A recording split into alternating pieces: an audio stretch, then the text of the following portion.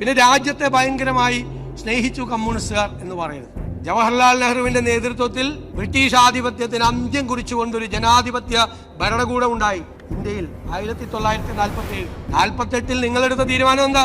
Calcutta thesis എന്താ തീരുമാനം?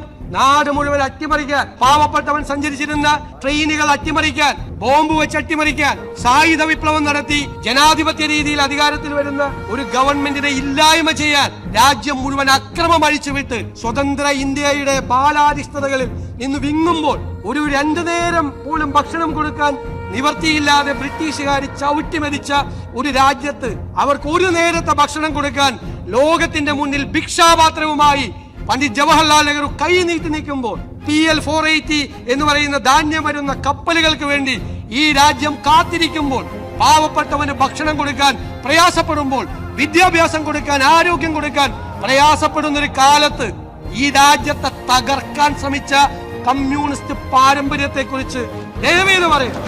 അതാണ് കമ്മ്യൂണിസ്റ്റ് പാരമ്പര്യം, രാജ്യത്തെ തകർക്കാൻ ശ്രമിച്ചത്.